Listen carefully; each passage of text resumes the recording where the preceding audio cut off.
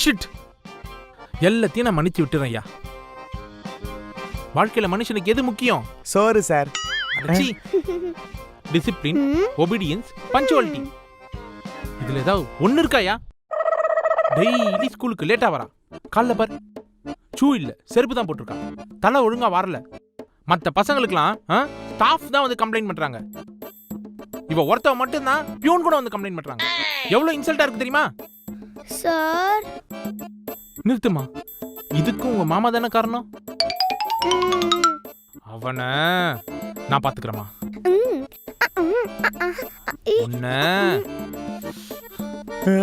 Sir sir sir. டை, stand up, come here. ஐயோ,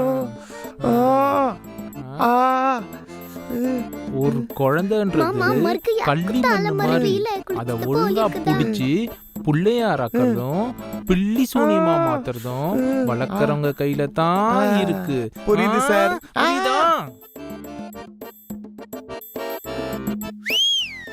இனிமேட்டு எந்த ஒரு பையனும் ஸ்டூடெண்ட்ஸ் கிட்ட தப்பாவே நடந்து கூடாது.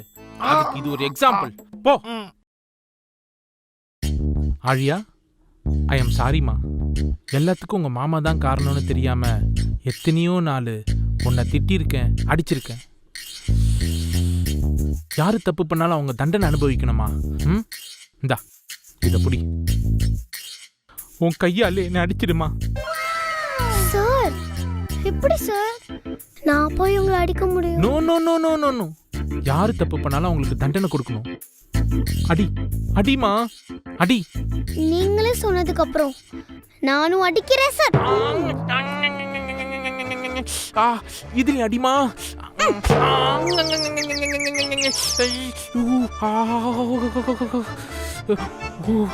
ஒரு சின்ன அட்வைஸ்மா, உங்க நரிவால் மாமா இருக்கான்ல, அவனை மட்டும் வீட்டுல சேர்க்க வேணான்னு உங்க அப்பா அம்மா கிட்ட சொல்லிடுமா. Okay sir. எனக்கு ஒரு சின்ன வேலை இருக்கு. God bless you my child.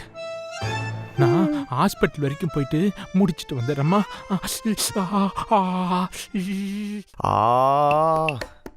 ஏ ஆழியா, உன்னை நம்பி வந்ததுக்கு என்ன பண்ணிருக்க பாத்தியா? விடுங்க மாமா, ஸ்கூல் லைஃப்ல இதெல்லாம் சாதாரணம்.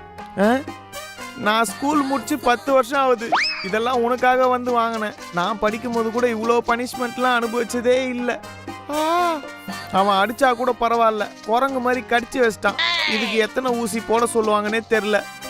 விடுங்க மாமா, all is well, all is well. Horlicks வாங்கணுமா? உங்க அம்மாவை வாங்கிட்டு வர சொல்லு.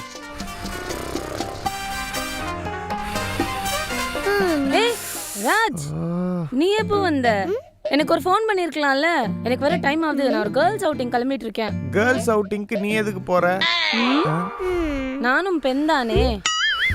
என்னடா காத்துல கீபோர்டு வாசிச்சிட்டு இருக்க? சரி விடு, அதுக்கும் இதுக்கும் சரியா போச்சு. என்ன ரெண்டு பேரும் ஒரு மாதிரி வித்தியாசமா இருக்கீங்க? நீ வித்தியாசமா ஒன்னு பெத்து போட்டிருக்கல்ல, அதனாலதான் வித்தியாசமா உட்காந்துருக்கேன். எனக்கு ஒண்ணுமே புரியல. என்ன பேசுறீங்க ரெண்டு பேரும்? என்ன பண்ண நீ? என்ன பண்ண? உன் பொண்ணு இன்னைக்கு ஸ்கூல் கூட்டிட்டு போனா அங்க. இரு, ஸ்கூல் போனியா? காமி, any bandage today? Yeah, it's me. ஓ, அவார்டு தராங்கன்னு சொல்லிருப்பாளே.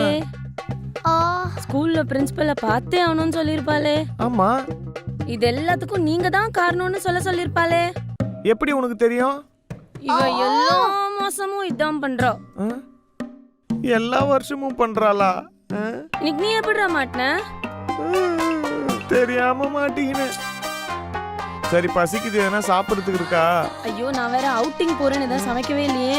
ஏதா ஆர்டர் பண்ணுக்கா. அதான் நானும் சொல்ல வந்தேன். ஆர்டர் பண்ணட்டுமா?